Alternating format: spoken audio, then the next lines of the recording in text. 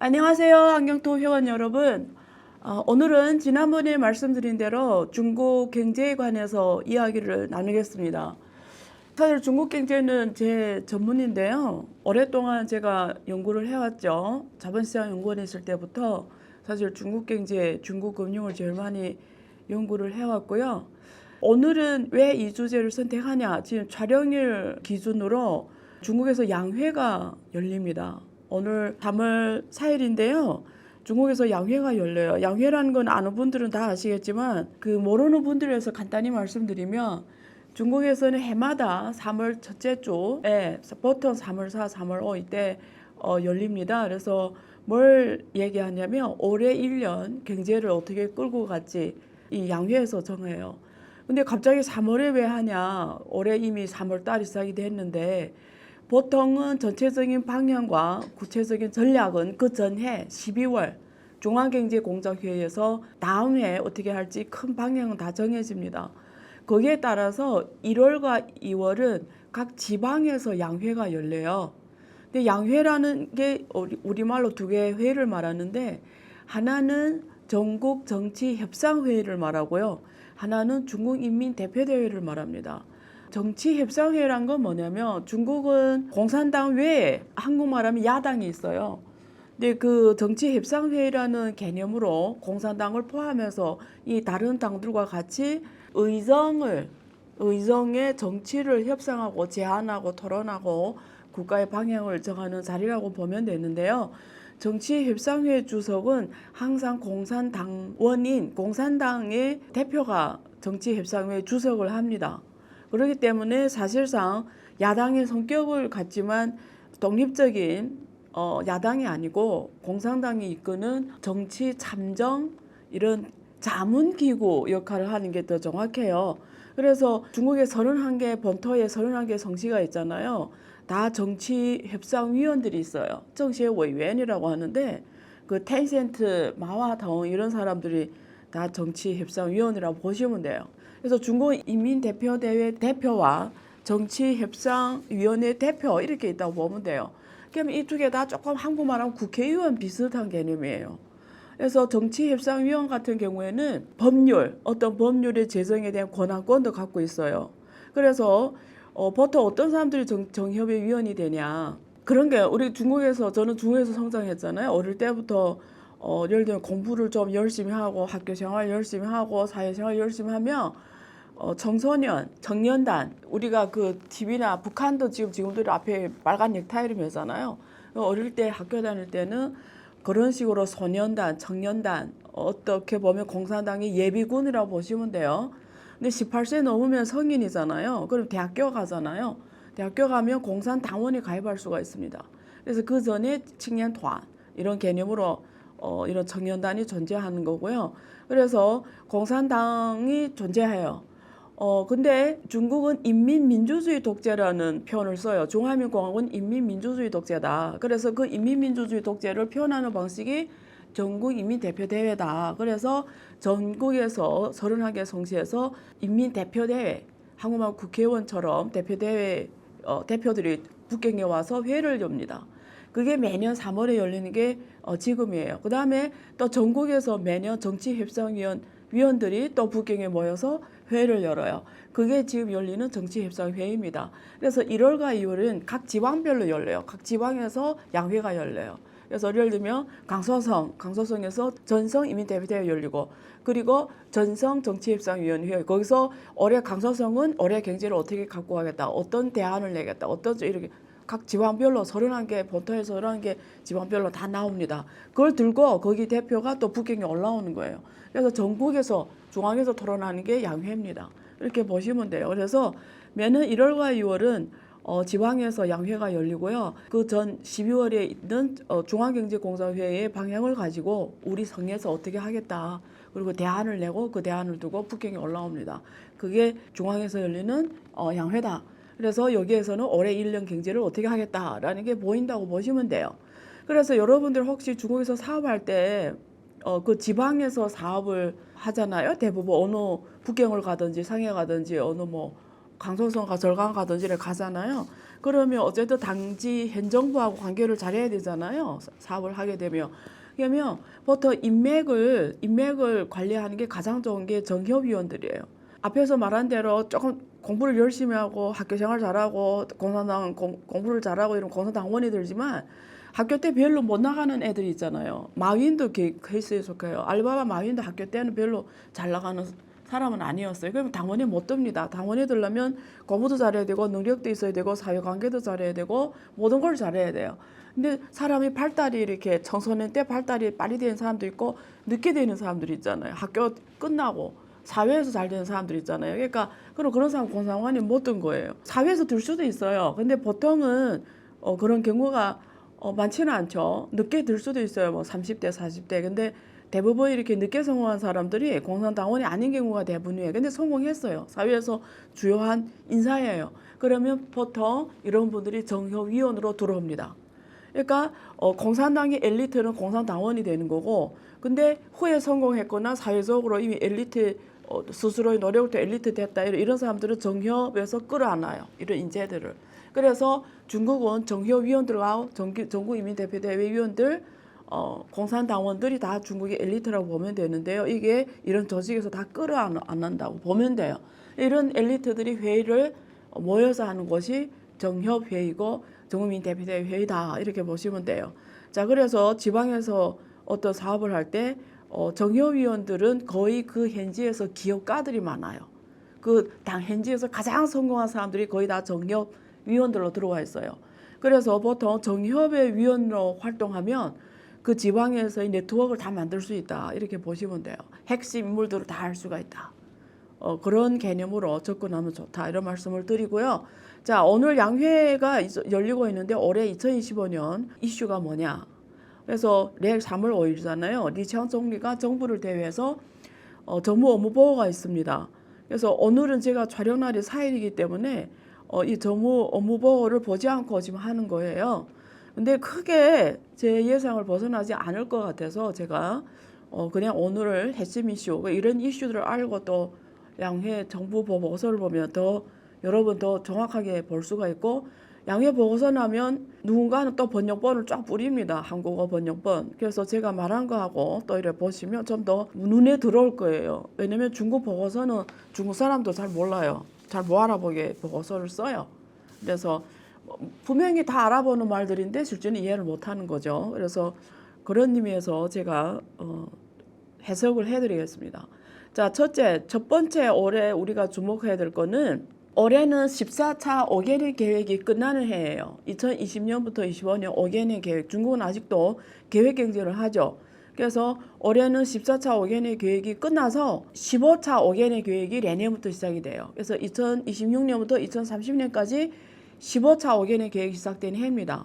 그래서 올해가 14차 5개년 계획에 대한 전체적인 평가를 하고 또 앞으로 새로운 5개년 계획을 어떻게 할지가 올해에 정해진다고 보시면 돼요. 그런 것들이 이번에 이런 양회에서 기본 정신이 나온다고 보시면 되는데 우리가 이 회의에서 봐야 되는 거는 전반적으로 리창 총리가 이 14차 5개년 계획의 전반에 대해서 어떤 평가를 하는지 이거는 문제의식을 말하겠죠. 중국 경제 현황에 대한 문제의식 그리고 앞으로 14차 5개년 계획을 어떤 방향으로 어떻게 끌고 갈지 이런 것들이 여기에서 나온다고 보시면 됩니다. 근데 구체적이진 않아요.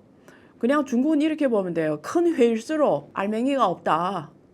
큰 회의는 이렇게 다 불러놓고 하는 회의는 그냥 절차, 형식이다. 어떤 절차를 밟는 거다. 그래서 큰 회의일수록 알맹이가 없고 그냥 큰 소리만 있고 실제는 잘 사람들이 모르는 작은 회의가 알맹이가 있다. 그게 중국에서 셔주 회의, 중국은 이렇게 중앙의 중앙 셔주 회의, 셔주하고 위원회 회의, 한국에 지금 저도 활동하고 있었지만 지식재산위원회, 대통령 직속 지식재산위원회 이런 것들이 쫙 있어요. 중국에.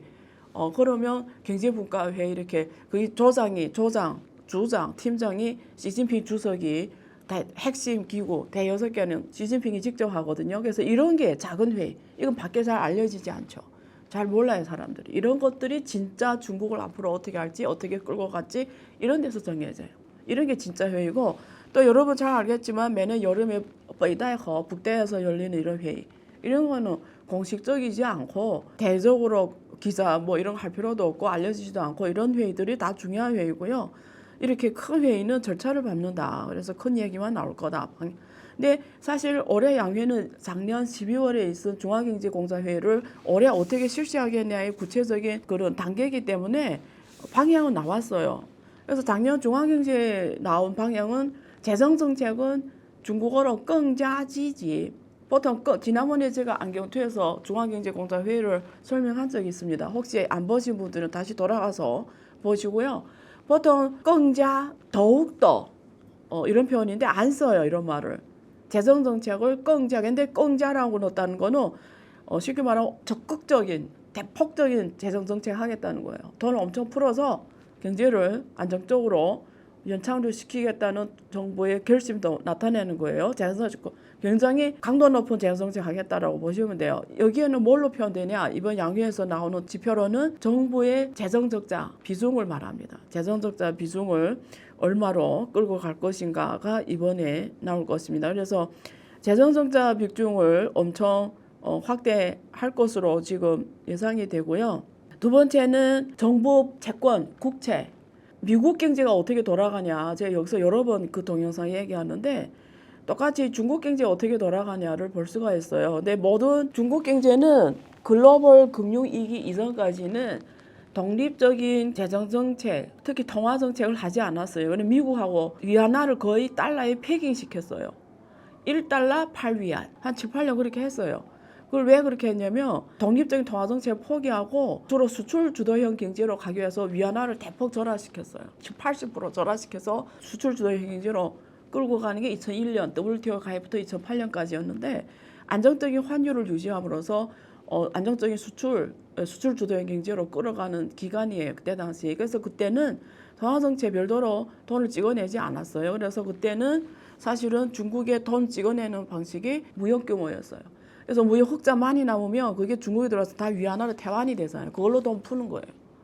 근데 2008년에 금융위기 터지면서 특히 2012년에 유럽의 재정위기 터지면서 수출이 타격받습니다. 그러면서 내수 주도형 경제로 가려고 그때부터 2014년부터 노력을 했는데 그래도 지금은 전반적으로 GDP가 차지하는 비 60% 이상입니다. 근데 어쨌든 생각처럼 잘 가지는 않지만 내수 주도형 경제가. 근데 어쨌든 수출이 아직도 중요하지만 중국이 굉장히 내수로 중요시하면서 이 통화정책이 변하기 시작했어요. 이제는 왜냐면 무역 흑자를 기반으로 해서 통화를 발행하는 게 중국 경제의 내수 성장에 의한 견인 역할을 하기에는 부족했던 거예요. 그때부터 위안화는 부채 화폐였어요. 부채. 달러가 채무 화폐인 것처럼 중국 위안화도 부채 화폐입니다. 그래서 정부가 국채를 발행하면 그 국채를 상호은행이 사들이는 거죠. 그러면 중국의 임의은행이 그 상호은행의 국채를 가지고 담보로 정부에 담보로 해서 통화를 찍어내는. 그래서 중국 위안화도 이제는 채무 증서입니다. 부채다. 그래서 올해 역시 적극적인 재정정책 하려면 재정적자, 정부의 재정적자율을 높여야 되지만 뭐죠? 부채율도 높여갈 수밖에 없는 거죠. 그래서 정부 국채를 엄청 발행할 겁니다. 한마디로 돈을 엄청 찍어낸다. 이래서 경제 연착륙을 시도할 정책이다. 이렇게 보는 거예요. 왜냐하면 지금 부동산이 말을 안 듣기 때문에 다른 방법이 없습니다. 그래서 지금 전반적인 방향은 적극적인 재정정책, 적극적인 통화정책 이렇게 보시면 돼요. 자, 두 번째는 그래서 이번에 우리가 또 봐야 되는 건 소비입니다. 중국은 이 소비를 계속 확대하려고 엄청 노력을 했어요. 오랫동안. 근데 생각처럼 오지 않습니다. 근데 이번에 그 2025년 중앙경제공사회에서 정한 2025년 9개 중점 임무가 있어요. 우리 안경투에서 이미 다 얘기했습니다. 9개 중점 임무 중에 거기에 가장 중요한 게大力提振消费, 소비를 적극적으로 크게 진작시키고 提高投资效益, 투자 효율성을 높이고 전방위적으로 국내 수요를 높인다라는 게 1위로 되어 있습니다. 제일 먼저 하는 거 1위로. 그래서 지금 중국 전국의 소비 진작 중국말로 提振消费专项行动이라고 합니다. 소비 진작을 위한 전문 프로젝트라고 보시면 되는데요. 전국적으로 지금 일어나고 있습니다. 근데 이게 소비 확대는 장기적인 전략적인 프로젝트입니다. 뭐 하루아침에 전 국민들 보고 아무리 인구가 14억이라 하지만 전 국민들 보고 소비를 써라 이렇게 해서 소비가 일어나는 건 아닙니다. 장기적인 프로젝트인데 지금 중국의 발등에 불이 떨어지다 보면 되면 지금 부동산이 2년 전부터 막 부동산 연상을 시켜 노력하는데 계속 떨어져요. 계속. 제 주변에 많죠. 이런 지인들이 물건 부동산 내놨는데 안 팔려요. 그래서 지금 제 지인들이 저한테 가장 많이 컨설팅 받는 내용 중에 하나가 중국에 있는 집을 팔아야 되는지, 이게 저한테 컨설팅 받는 가장 많이 받는 질문이에요. 왜 이런 질문하냐 이러면 지금 자기 고점 대비 그때 생각했던 가격이 실제 고점 찍었잖아요. 거기에 50% 떨어졌으니까 우리가 그 심리학에서 기준점 효과라고 있잖아요. 그때 이 가격이 예를 들면 한국말 하면 20억까지 가는데 지금 10억에 내놔도 안 팔리니까 사람이 20억이 항상 이 사람 집주인은 20억이 머리에 기준점으로 잡혀 있는데 10억이 나니까 못 파는 거예요. 그래서 지금 고민이 10억이라도 팔아야 되는지. 그것도 지금 판단 보장도 없습니다.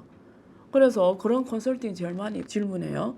그래서 이 상황에서 중국 정부는 소비밖에는 대안이 없어요. 그래서 지금 소비 확대를 어떻게 하는가 중국이 31개 본토에 있는 31개 성시에서 엄청나게 별의별 머리를 다 쓰려고 합니다. 그래서 여기에 중국말로 이주 환신, 이주 환신, 이구 환신 옛날에 맨날 쓰던 방법이에요. 그러면 우리 전자제품 돈을 크게 나가는 부분들이 있잖아요. 그게 전자제품을 낡은 거를 다 정부에서 예를 들면 TV 하나 산다 이러면 정부에서 50% 자금 대주고 50% 네 돈 대서 TV를 바꿔라든지 자동차를 바꿔라든지 이게 이구환신이에요. 전자제품 이런 것들을. 그리고 집, 부동산 역시 부동산 그중에 따본가에서 그러니까 굉장히 이렇게 한국말 하면 이런 도시 안에 빈곤촌이 있잖아요. 그런 빈곤촌에는 그런 허름한 부동산 이런 것들을 다 때려부시고 새로운 개발을 해서 좀 새 도시로 만드는 그 안에다가 좀 깨끗한 건물을 짓고 그래서 이런 작업을 통해서 소비를 연착륙 시키려고 하는데요. 이거 하기 위해서 지금 중국 정부가 돈을 계속 씁니다. 정부 지원이 나가줘야 되잖아요. 그래서 올해 지금 3월 달이잖아요. 2월에 이미 중앙 재정이 이 2025년 소비 진작을 위해서 이구 환신 자금으로 첫 자금이 나갔어요. 810억 위안. 810억 위안 곱하기 200 하면 한국 돈이 나와요. 16조 원나 되겠네요. 대충. 자, 그리고 작년에는 1,500억 위안의 장기 특별 국채를 발행했어요. 이를 위해서. 그래서 이후 환신하도록 작년에 1,500억 위안. 올해 1, 2월에 이미 810억이 됐으니까 작년대로 하면 지금 한 700억이 나왔는데 올해는 작년보 1,500억 위안보다 올해 더 많이 할 것 같아요. 이미 810억이 집행이 됐으니까 지금 이제 3월인데 나머 700억 할 필요 700억 너무 잦을 거 아니에요. 더 많이 할 것 같아. 2천억 위안 넘게 특별 이번에 양회에서 이런 게 나옵니다.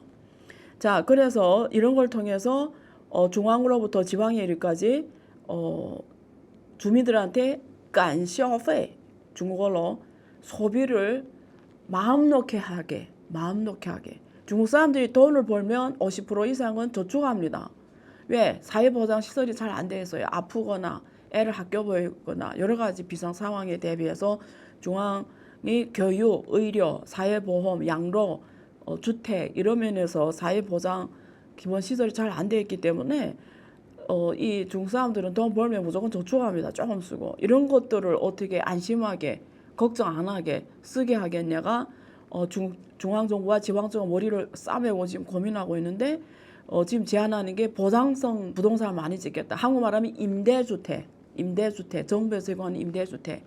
그래서 지금 중국의 완다, 헝다 이런 회사 다 망하게 생겼잖아요. 걔네들이 지금 부동산 지원하는데 팔리지 않잖아요. 이번에 완커도 대적으로 부채가 지금 60억 달러 이상 지금 못 갚는 걸로 나오고 있어요. 그래서 이런 것들을 갖다가 정부에서 상황되는 거는 인수를 해가지고 임대주택으로 함으로써 주민들이 주방 문제, 주택 문제 해결해서 좀 안심하게 돈 더 쓰도록 우리 사람이 제일 많이 돈 쓰는 게 주택이잖아요. 그다음 자동차. 이런 거잖아요. 그다음에 교육, 의료, 사회보험, 양로 이런 것들에 대한 지금 방안을 엄청 고민하고 있는데 북경시하고 광동성 뭐 이런 상해 이런 나온 거 보니까 거의 의료, 양로 그리고 이런 보장성 임대주택 이런 쪽으로 대안이 나왔어요. 자, 이게 두 번째입니다. 소비 진작. 세 번째는 미국이 중국을 전방위로 기술 압박하고 있잖아요. 그래서 앞으로 미국의 이런 중국에 대한 기술 견제에 맞서서 중국에서 어떻게 최고 세계 혁신 국가로서 거듭남으로써 세계 기술 선도 국가로 가겠냐가 이번에 양회에 또 가장 그 핫하게 토론하는 주제가 될 겁니다. 근데 다행히 중국 사람들 원래 되게 이렇게 암울해 있었어요. 기업가들도 좀 이렇게 암울해 있었고 좀 사기 좀 떨어져 있었어요. 아, 미국이 왜냐면 우리 중국 계속 수출을 계속 해야 되고 외수가 중요하고 중국 기업들이 해외로 나가야 되고 이런 것도 되게 중요한 이 시점에 미국이 너무 세게 때려버리니까 좀 되게 이렇게 말은 안 해도 되게 이렇게 좀 뭐라고 해 사기가 떨어지는데 딥시크의 성공으로 지금 전국에 사기가 다시 일어났어요. 기업가들도 지금 중국의 젊은이들이 난리 났어요. 지금 중국 젊은이들이 아 우리도 하면 된다 이런 것들이 다 지금 있어서 그리고 중국 최고 인재들 한국은 최고 인재들이 병원 의사로 가잖아요. 의사 한국은 나는 한국에 와서 가장 놀란 게 그거였어요. 왜 이렇게 똑똑한 사람들이 의사로 가지? 사 뒤에 사자 교사 의사 변호사 사 기술 무슨 사는 서비스예요. 서비스 물건을 새로 만드는 사람들이 아니에요. 근데 국가가 성장하려면 물건을 새로 만들어내는 사람들이 주요하게 그 사회의 주요 계층으로 돼 있어야 되고 그 사회에서 대우를 받아야 되고 그 사회에서 높은 보수에 있어야 돼요. 근데 이렇게 이제 사 뒤에 사자 붙은 사람들이 높은 보수를 받게 되면 나라 발전이 없습니다. 한국이 지금 제가 2003년에 왔는데요. 제가 보기에는 제가 2000년 초반에 지금 한국이 소위 말하는 신흥 부자들이 다 그때 만들어졌거든요. 그때 분위기가 막 역동적이고 막 혁신하는 분위기가 제가 엄청 느낄 정도로 2000년 초반에 그랬고 그 사람들 실제 지금 다 신흥 부자가 됐는데 지금 그런 게 안 보여요. 한국은 지금 20년 혁신이 없습니다. 제가 이렇게 말해서 조금 뭐 어떨지는 모르겠지만 과장해서 말했다고 보시면 돼요. 왜냐면 위기 의식을 가져야 되니까요. 근데 중국도 사실은 2013년 이래로 민영 기업들이나 이런 기업들이 되게 이렇게 많이 파산도 많이 했고 경제도 어렵고 계속 다운사이드로 가고 이래. 결국 미국이 항상 모든 걸 독점하고 혁신으로 가고 미국이 때리면 아무것도 할 수 이런 상황에서 되게 그랬는데 딥시크가 성공하면서 옛날에 리커창 총리가 계실 때 2017년 인터넷 플러스 창업互联网加 인터넷 플러스 창업 그때 막 모든 사람 막 인터넷 창업 난리 날 때 분위기가 지금 비슷해요. 그래서 지금 중국의 똑똑한 사람들은 다 공대, 다 엔지니어, 다 하이테크 이런 쪽으로 가요. 다 이런데 대우가 어마어마합니다. 요즘에 제가 하나의 데이터를 말할까요? 요즘에 그 절강성에서 정책이 나왔는데 그 정책이 이름이 뭐냐면 쿤펑입니다. 쿤펑. 큰 물고기와 큰 새라는 뜻이에요. 그래서 중국 그 저장성에서 운영하는 쿤펑이라는 프로젝트가 있는데 2019년부터 5년 동안 200명의 반도체 등 첨단 기술 분야의 세계 최고 해외 전문가를 유치하는 걸 목표로 돼 있어요. 근데 여기에 선정이 되잖아요. 어느 정도 지원하냐면 개인 보상금, 창업자금, 주택보조비 총 2억 위안이 보조가 돼요. 2억 위안이 한국 돈으로 400억 원입니다. 쿤펑 프로젝트는 이런 해외 인재들을 유치할 때 400억 위안을 지원하는 거예요. 400억 위안. 여러분 상상이 돼요? 중국 전반에 이뤄서 량원펑 이런 사람들이 이런 성공 딱 사례를 딥시크 사는 사람을 보면서 중국의 최고 인재들이 다 반도체라든가 인공지능이라든가 수학이라든가 물리라든가 양자 컴퓨터라든가 데이터라든가 플랫폼이라든가 이런 쪽에 가요. 결국 기업가들한테 엄청난 자신감을 불어넣었어요. 아, 우리도 하면 된다. 화웨이와 딥시크 이런 사례들이 우리도 하면 된다. 이런 것들이 엄청나게 그 지금 이제는 우리가 미국하고 最后一公里이 말은 뭐냐면 미국 대비해서 마지막 1km가 남았다. 마지막 1000m가 남았다. 이렇게 지금 생각하고 있습니다. 그래서 이런 것들이 중국에 앞으로 많은 그 최고 인재들이 중국에 들어오고 중국에 이런 젊은 사람, 똑똑한 사람, 가장 최고의 젊은 사람들이 최고의 기업에 몰리게 하는 역할을 할 겁니다. 트럼프 1기 때 여러분들은 몰라요. 한국에서 이런 뉴스가 안 나가요. 그래서 한국 사람 모르더라고요. 트럼프 1기 때 뭐 했냐면 차이나 이니시티브라는 거 했어요. 프로젝트 미국 정부가 트럼프가 그게 뭐냐면 중국 스파이를 골라내는 일이에요. 그래서 중국의 그 각 미국의 제일 좋은 대학에 있는 중국계 과학자들을 다 스파이로 몰았어요. 다 추출했어요. 그래서 그 중에 제가 가장 좋아하는 그 과학자가 있었는데 이분이 너무 억울해가지고 자기 대학의 빌딩 꼭대기에 올라가서 투신해서 자살했어요. 이 사람 제일 좋아하는 제가 과학자였어요. 블록체인이나 이런 쪽에 이 사람이 말한 모든 것들이 정말 인사이트가 엄청 있는 과학자였는데 되게 젊은 과학자였는데 스파이로 몰아가지고 억울해서 빌딩에서 뛰어내려서 죽은 사례가 있습니다. 트럼프 1기 때. 근데 그런 때 갈 곳이 없는 이런 화교 과학자들이 일부분이 중국에 왔어요. 그리고 지금 트럼프 2기가 시작됐잖아요. 똑같습니다. 지금 중국 과학자들이 다시 중국에 올 수밖에 없어요. 그래서 이미 온 사람들이 있어요. 그래서 여기 지금 이분들이 어느 정도 과학자냐면 다 AI, 블록체인, 나노공학, 수학, 양자 컴퓨터, AI 쪽에 세계 최고 석학들이에요. 제가 대충 말해도 한 4명 들 수가 있어요. 이 사람들이 청와대학교, 중국과학원, 절강대학교, 베이징대 이런 데 지금 왔어요. 근데 이분들이 다 그 영역에서 세계 최고 과학상을 받은 사람들입니다. 대부분 UC 버클리라든지 조지아 공대라든지 하버드, 스탠퍼드 이런 대학에 있는 중국계 교수들입니다. 근데 이렇게 압박하고 스파이로 모니까 이런 사람들이 중국의 최고 대학에 옵니다. 절강대가 거기에 앞서고 있어요. 이번에 딥시크가 왜 절강대에서 나왔어요? 딥시크가 왜 항저우에서 나왔어요? 이게 그동안의 이런 정책들이 결과라고 보시면 됩니다. 그래서 지금 중국은 이런 전방위로 세계 최고 과학자들을 끌어들이는 이런 정책을 계속 단연간 지금 거의 10년 넘게 지금 하고 있습니다. 현재 중국은 AI 기업이 4,500개 넘게 있고요. 전체 규모가 6천억 위안입니다.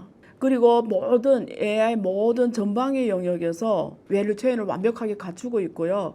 그리고 전 세계 인공지능 응용에서 세계 1위입니다. 그래서 지금 핵심적으로 급격하게 가고 있고요. 그래서 그 이번 양회에서 여기에 대해서 더 이번에는 인터넷 플러스가 아니라 AI 플러스 관련 정책들, AI 플러스 정책들이 많이 나올 겁니다. 이번에 2월 17일에 시진핑 주석이 직접 량원펑 이런 사람들을 포함해서 화웨이 이런 사람들 직접 민간기업 회의를 열었죠. 이런 배경이라고 보시면 되고요. 민간기업 촉진법도 곧 실행이 될 겁니다.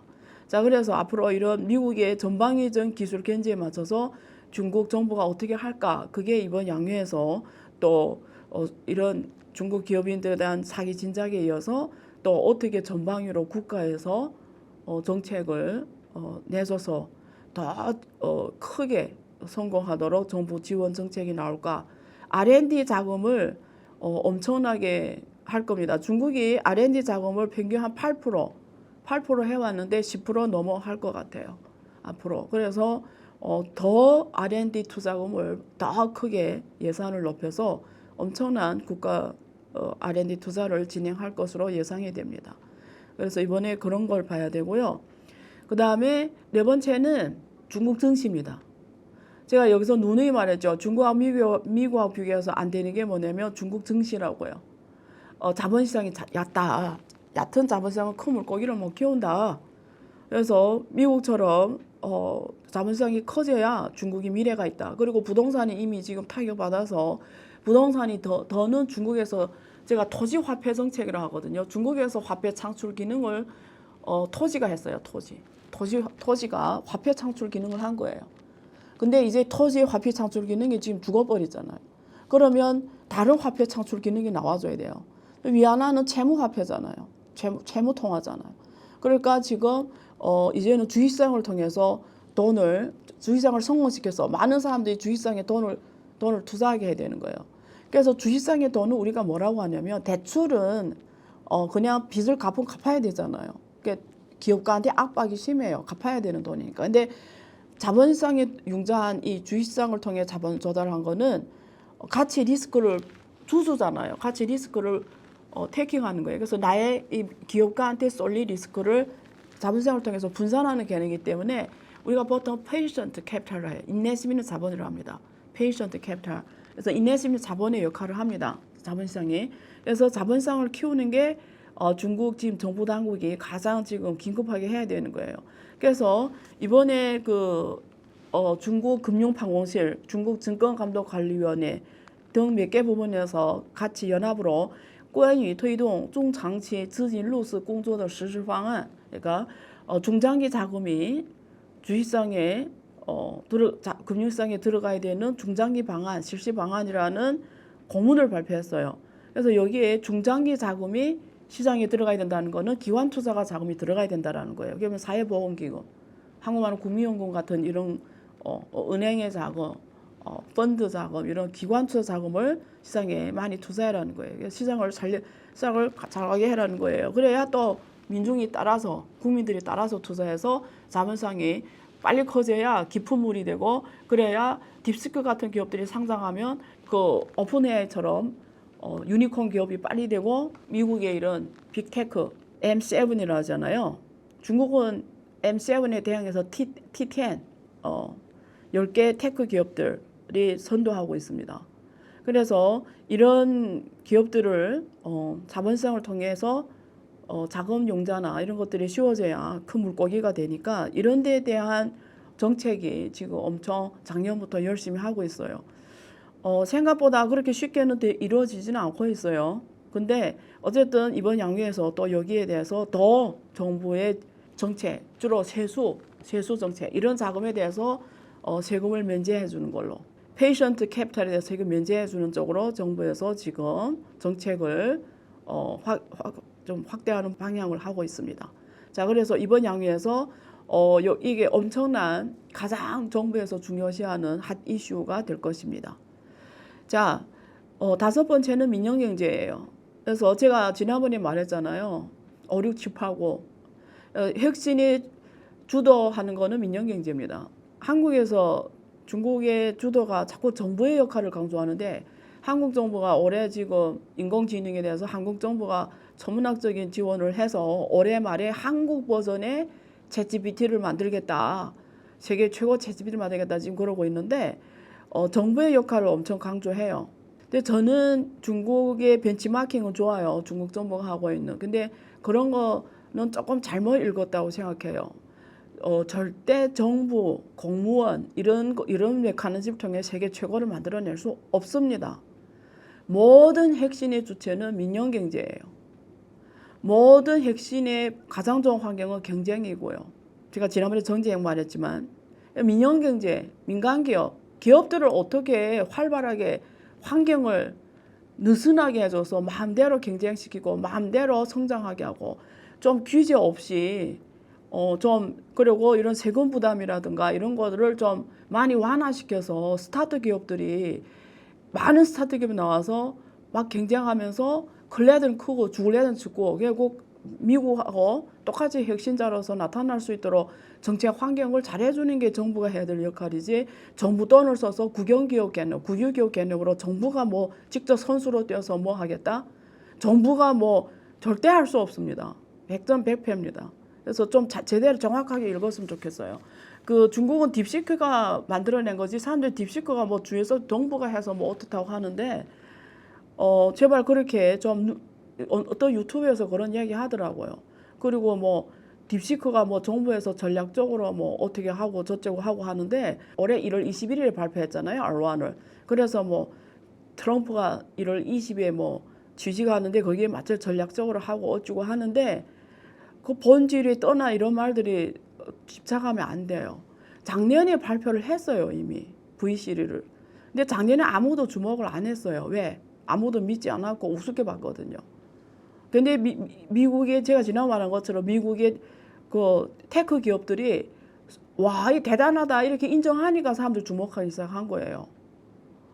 중국이 스스로 만들어내고 막 대단하다 아무도 안 믿었어요. 작년에 기자회견까지 하고 다 했는데 아무도 주목 안 하다가 미국의 이런 애플, 이런 CEO라든가 이런 기업들이 대단한 거다 이러니까 지금 그렇게 된 거거든요. 그러니까 좀 정확하게 팩터를 읽었으면 좋겠어요. 그렇게 정치적으로 문제 해석을 안 했으면 좋겠습니다. 그래서 혁신이란 거는 민간 기업에서 나오는 거예요. 민간 기업들을 기업가들을 존중하고 민간 기업들한테 아주 좋은 환경을 마련해주고 이 기업들 근데 이번에 양회에서 중국 정부가 이런 민간 기업들한테 최대한 좋은 환경을 만들어주는 거 지금 법을 만드는 거예요. 그게 민간경제 촉진법이에요. 그리고 이런 기업들이 글로벌에 나가서 더 잘할 수 있도록 전반적으로 정책 지원이라든가 이런 지도, 그 산업에 대한 지도, 그리고 한국에 말하면 코트라 같은 역할 이런 걸 확대함으로써 좀 더 민간 기업들이 글로벌적으로 경제를 키울 수 있도록 민영경제촉진법 이것이 지금 올해 나온다 이렇게 보시면 되고요. 그 마지막에 아주 중요한 겁니다. 개인적으로 중국말로 판내이卷 중국에서 경쟁이라는 표현을 옛날에 썼는데 지금은 쥐엔이라는 표현을 써요. 감다, 쥐엔. 내이쥐엔이라는 게 쟤네끼리 국내에서 기업끼리 쟤네끼리 죽을 내게 한다는 걸 말해요. 그러니까 어떤 경우에 이러냐면 가격 경쟁하는 거예요.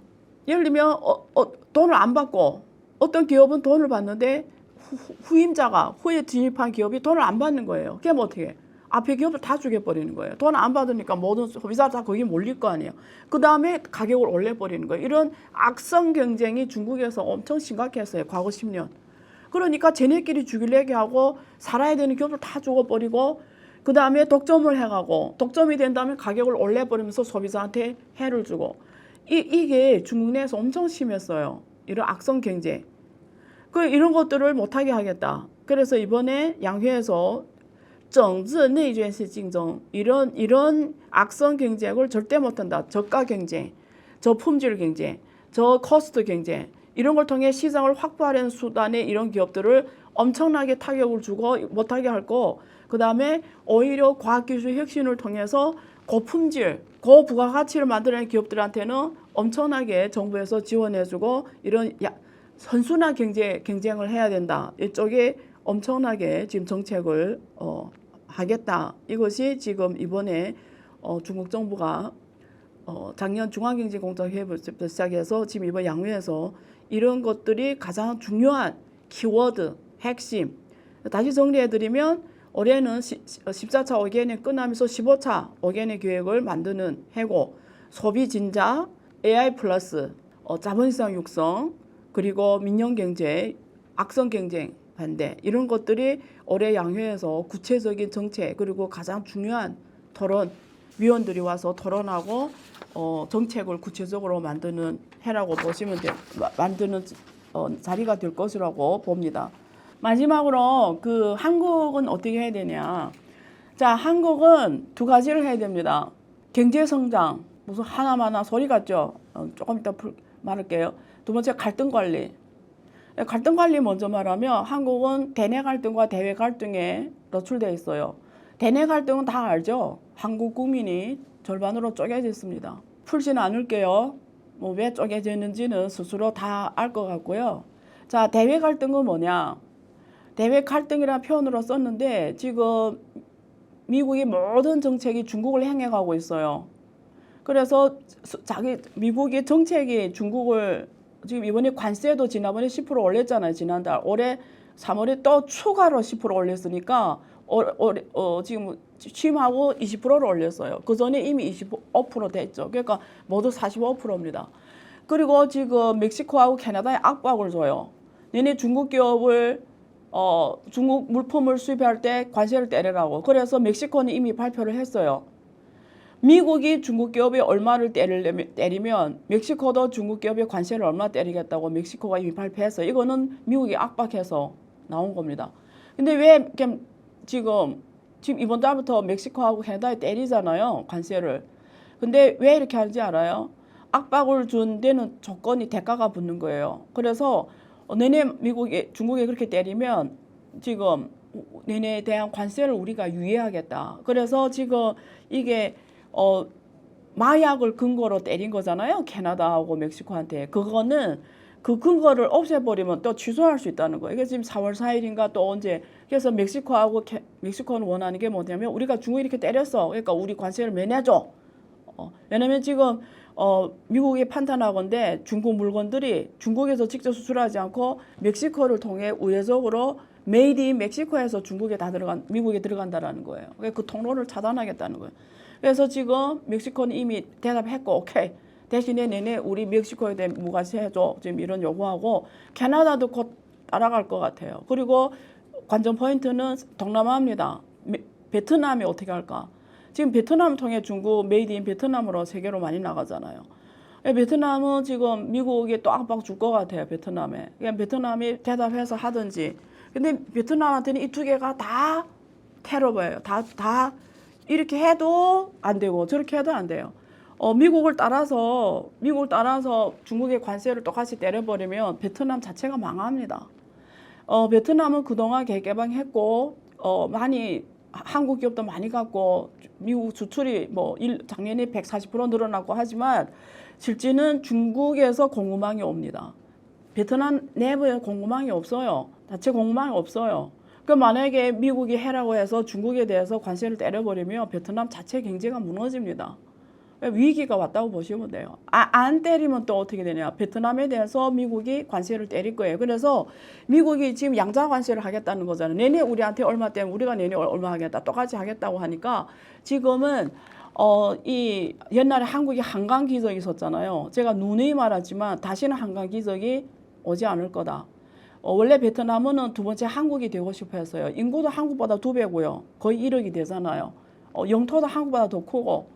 그래서 충분히 한국이 될 수 있었죠. 근데 제가 늘 말했어요. 베트남 절대 제 책에 더 플로에 있습니다. 베트남은 절대 한국이 될 수 없다고. 근데 그때는 이 상황을 예견해서 했다기보다 제가 원리로 푼 거예요. 왜 안 되는지를. 시대의 운명이라는 거죠. 근데 지금 설상가상으로 관세까지 왔습니다. 워린 버핏이 보통 정치적 발언을 안 해요. 워린 버핏은 늘 침묵하는 투자자인데 이번에 처음으로 말을 했는데 관세를 이렇게 대대적으로 부과하는 건 실제적인 전쟁이다 이렇게 말했어요. 관세를 이렇게 부과하는 거는 전 세계를 상대로 전쟁하는 거다. 실제는 전쟁이다 이렇게 말했어요. 저는 완전히 동의합니다. 지금은 총성 없는 전쟁이 시작됐어요. 전쟁하고 있어요. 전 세계는 현재 전쟁입니다. 총성 없는 전쟁입니다. 그래서 지금 동남아 국가들이 원래는 좀 중국을 바이든 때는 단독으로 때렸잖아요. 동맹국을 앞세워서. 그래서 그 공간에서 동남아나 제3국이 좀 역사적 기회를 받았는데 트럼프 와서 없어지게 생겼어요. 트럼프는 나밖에 없어요. 그러니까 지금 베트남이나 이런 이머징 국가들이 엄청난 타격이 왔습니다. 그래서 트럼프 기간에 위기, 금융위기, 경제위기 어딘가에 터질 거예요. 미국 포함해서. 자, 그래서 위기가 왔다고 보시면 되고 문제는 베트남에 한국 기업이 대부분 갔어요. 한국 대기업들이 계열사 다 데리고 그래서 그게 지금 엄청나게 지금 한국 경제에 이런 기업들이 빨리 한국에 리턴하든지 그리고 한국은 미국 설득해야 되겠죠. 좀 관세 면에서. 근데 그게 될지는 모르겠어요. 될지는 모르는데 대외 갈등 면에서 관세 전쟁이 전 세계 총성 없는 전쟁이 시작됐다. 근데 한국은 수출 주도의 경제다. 그래서 근데 옛날에 베트남에 이런 거 통해서 좀 대안이 있었는데 그것도 지금 막히고 있다. 그래서 한국은 이런 대외 충돌, 대외 관세 전쟁에 어떻게 할까? 대내 갈등을 하루빨리 해결하고 어제 풀지 않을 거예요. 자, 두 번째 경제 성장 문제에 있어서 한국은 경제 성장하려면 시장과 자원이 문제입니다. 시장과 자원이 문제예요. 한국은 자체 시장이 작습니다. 그래서 늘 수출 주도형 경제로 왔고 앞으로 과거, 현재, 미래 똑같습니다. 근데 지금 수출이 전 세계적으로 관세 전쟁이 일어나고 있어요. 또 똑같이 여기에서 막힙니다. 그게 내수예요. 근데 한국은 내수가 5천만 인구잖아요. 5천만 좀 넘잖아요. 애기를 안 낳으니까 작년에는 좀 괜찮다고 그래요. 좀 애기 조금 나왔다고 그러더라고요. 다행인데 어쨌든 내수가 작으니까 내수를 어떻게 활성화할까? 내수 진작. 그렇지만 내수 진작으로 부족해요. 그러니까 수출이 관세로 막힌 상황에서 한국은 어디로 가야 되냐면 온라인 경제로 가야 돼요. 메타 경제. 그래서 제가 A랩을 하는 거예요. 글로벌 경제, 글로벌 온라인 메타버스 경제. 이런 경제에서는 글로벌 그 자체가 글로벌 시장입니다. 그래서 한국 모든 기업들이 이쪽으로 가줘야 돼요. 이쪽으로 가면은 여러분들은 이제 오늘 이런 갈등 문제, 관세 문제 이런 문제에 많이 해지를 할 수 있는 방안이 많습니다. 그래서 이런 쪽을 통해서 온라인에서는 원리적으로는 80억 지구가 한 세계 한 국경 없이 한 무대에 있으니까 페이스북만 30억이 있잖아요. 틱톡은 24억이 있잖아요. 그러니까 이런 전략을 이제는 한국 기업들이 구사하지 않으면 안 된다. 그래서 중국의 T10, 미국의 M7 테크 기업이 있고 중국의 T10 기업들의 이런 전략을 누구보다도 잘 연구해서 그 달리는 말에 올라타야 된다. 그래서 글로벌 이 시장에 대한 전략을 다시 세워야 된다. 그다음에 자원입니다. 한국은 자원이 없죠. 다 수입해 와야 되잖아요. 근데 지금 관세가 터졌어요. 그래서 이런 비용이 엄청나게 상승할 겁니다. 그래서 자원은 자연자원과 인적자원이 있죠. 그래서 이제는 여러분 가성비로 싸우는 시대는 끝났어요. 한국은 이제는 전 세계 미국이 독점하던 혁신 생태계의 혁신자로서 나타나야 돼요. 그러면 뭐가 필요해요? 인적 자원이 필요합니다. 그래서 아까 절강성의 쿤펑 프로젝트를 예를 들시 한국은 이제는 전 세계에서 그 영역에서 세계 첨단 과학가들을 성별 불문, 나이 불문, 국적 불문, 민족 불문, 이념 불문, 종교 불문 모든 거 불문하고 그 영역의 세계 최고 인재를 최고의 대가를 주고 데려와야 돼요. 이걸 지금 안 하면 한국은 미래가 없습니다. 성장 못 해요. 혁신이 없잖아요. 그러니까 한국은 지금 이런 인적 자원에서 엄청난 전략을 펼치지 않으면 다시는 기회가 없다. 그래서 자연자원 쪽은 에너지, 식량, 환경 문제예요. 그래서 환경은 결국은 기술 개발의 문제예요. 그래서 환경 문제를 기업들이 이제 더 열심히 해야 되고 식량 안전 문제 그리고 에너지 안전 문제 이게 지금 중국하고 미국이 가장 치열하게 싸우는 게 에너지 문제잖아요. 그래서 이런 데한 전략적인 준비가 필요하다. 자, 여기까지 제가 하겠습니다. 더 풀지는 않을게요. 자, 제가 투시경 투자의 시야를 밝게 해주는 투시경 세미나를 3월 19일에 수요일입니다. 저녁 7시부터 9시까지 합니다. 온라인과 오프라인 동시에 합니다. 그래서 이 동영상 고정 댓글에 신청 링크가 있으니까 이 투자의 시야를 밝게 해주는 투시경 세미나를 통해서 제가 오늘 하는 이슈를 포함해서 미국의 이런 한국 기업들 그리고 한국 투자자들이 미국의 빅테크 기업들 M7 기업들이 많이 주식 투자를 했죠. 엔비디아를 포함해서. 근데 요즘에 딥시큐를 포함해서 중국의 T10 기업들이 주가가 미국은 한 3.1%밖에 못 올랐지만 중국은 28.6% 넘게 올랐어요. 지금 그래서 우리가 투자 기회 어디서 찾아야 되고 또 이런 기업들이 등에 올라타서 우리가 글로벌 시장을 어떻게 해야 되는지 전략적인 문제 이런 것들을 주제로 제가 투자의 시야를 밝게 해주는 안유아의 투시경 세미나를 3월 19일 수요일 저녁 7시부터 9시까지 합니다. 그래서 신청 선착순으로 오프라인 참여가 가능합니다. 오프라인은 공간이 한정되어 있기 때문에 선착순으로 가능하니까 빨리 신청해 주시고요. 온라인으로는 전 세계 분들이 다 들어오시니까 뭐 다 가능합니다. 외국에 있는 모든 분들 어느 나라든 다 가능합니다. 그래서 링크를 보시고 타고 들어오면 신청이 가능해집니다. 자, 마지막으로 늘 응원해 주시는 우리 안경투 회원분들에게 감사드리고요.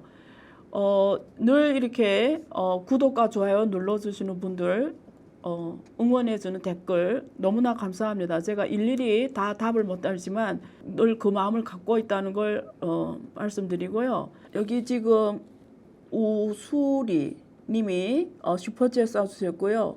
제가 이게 영어로 다 되다 보니까 좀 홍건고 이분도 슈퍼챗 쏴주셨고요. 그 다음에 멋진돌님 뭐 이런 분들이 늘 꾸준하게 계속 응원에 슈퍼챗 짜주고 있습니다. 늘 감사합니다. 자, 다음 시간에는 제가 더 좋은 내용으로 국제 행세를 풀어주는 더 좋은 내용으로 또 여러분과 인사드리겠습니다. 구독과 좋아요 꼭 눌러주세요. 감사합니다.